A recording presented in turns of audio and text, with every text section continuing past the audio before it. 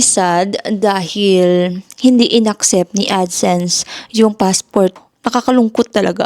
Nadidepress ako. Hello everyone! Welcome back to our vlog! Yung oras pala ngayon is 11:10 na ng umaga dito sa France. Yun nga, nagka-problema. Hindi sana ako makapag-validate sa AdSense ko. Sayang sana yung kinita ko sa YouTube. Bago natin yan pag-usapan, magluluto muna ako ng lunch namin. So, punta ako sa kusina kasi magluluto ako ng rice. And lutuin ko yung yung manok na natira namin kahapon kasi nag-grocery yung asawa ko. Yun, may natira kaming chicken. So, aadobohin ko. Lalagyan ko ng egg kasi sinuggest yan ni Mirubi na mas masarap daw pag mag-itlog daw na nilaga. So, punta muna ako sa kusina. No, may nakabuntot sa akin na yan. Kahit saan ako pumupunta, dyan na, buntot na yan si Chloe Weng. Oh, yan. Yan. Kasi naglaba din ako. So, 4 na itlog lang yung lalagain ko. Magluluto din ako ng rice. So, yung half chicken na natira namin kahapon kasi nagluto ako din ako ng chicken. So, good na lulutuin ko din siya today para hindi na masira. Dudubuhin ko lang para mas magana yung pagkain mamaya. O half chicken na lang siya. Half chicken, kawawang chicken. Yung asawa ko pala ngayon ay nagwo-work. Maya lunch na. So, kailangan ko na magluto. And maya paliliguin ko din si Chloe. Yun, nirequest din to ng asawa ko na mag-adobo daw ako yung natirang chicken. So, why not, diba? Request na ng asawa natin to. Kailangan nating, mag-obey. Ito yung pinakahirap na part, yung buto-buto. Ang tigas. Hindi pa naman ako kagalingan maghiwa-hiwa talaga.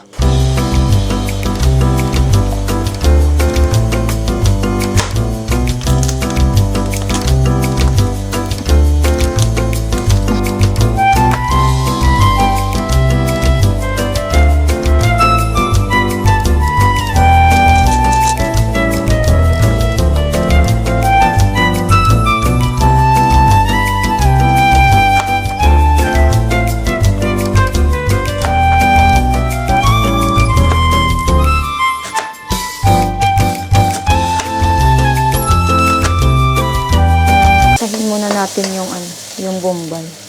Ito na siya. Parang ipiprito ko muna siya para mas masarap. So, nilagay ko na yung 4 na itlog. Hintay ko na lang maluto. Hello mga mi! So, pinatulog ko na pala si Chloe and then, yun nga, kumain na din kami ng lunch. Yun nga, muntik na talaga masayang yung pinagpaguran natin sa YouTube. So, little background pala sa YouTube namin. First week of January, we got monetized. And then, after we monetize, ang Google AdSense, mag-i-email sa'yo ng identity verification if na-achieve mo na yung $10 threshold.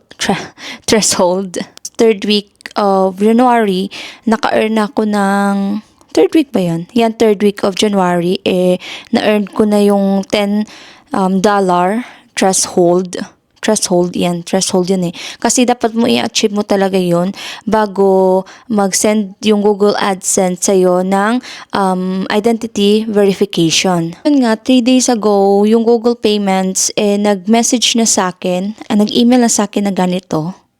So, pwede ko na daw i-verify yung Google AdSense ko para i-provide yung identity ko. So, yung kailangan talaga sa pag-verify, driver license, passport, national identity card, residence permit. Yan yung ina-accept ni Google Payments or AdSense sa pag-complete ng identity verification mo. Since nandito ako sa France and then ginawa ko tong YouTube account ko dito sa France, so talaga sa France. Naging problema dahil yun nga yung Google AdSense ko nakakonect na nga 'di ba sa YouTube ko na yung email ko, and then nung pinasa ko yung passport ko, yung Philippine passport ko, yun nga, very sad dahil hindi inaccept ni AdSense yung passport card ko. Passport ko. Nakakalungkot talaga.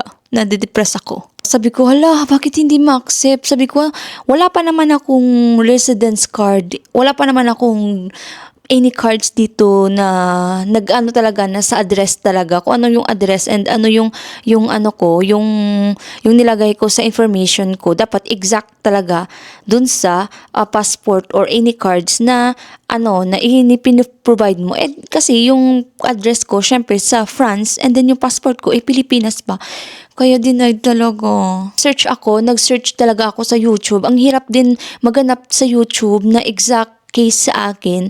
And then good kasi may nahanap din ako kung anong ginawa nila. Yun. So pinalo ko, failed pa rin. So nag-isip ako ng paraan. Sabi ko, paano yan? Kasi wala na pa naman akong French cards or permanent cards, something like that. So na-stress talaga ako ng bongga mga miss. Saka sabi ko, nasayang lang yung pinagpaguran ko talaga sa YouTube. And also pati yung asawa ko na-stress din sa mga ginagawa ko. So, pati siya, todo din yung ano niya, yung pag-research niya. So, ito yung sinabi sa akin ng AdSense. The uploaded documents is from an unapproved country. Kasi nga, Philippines, and then dito ko sa France. So, hindi talaga same sa hindi sila hindi talaga sila compatible talaga sa information. Kaya yun, bye. Fail. Ayoko na din mag second attempt or third attempt kasi hindi na kasi nakikita ko sa mga ibang nag-upload daw ng mga documents yun nga nagka-problema dahil may third attempt lang ata para mag-send. So iba nahirapan ng mag-back up ng tawag dito.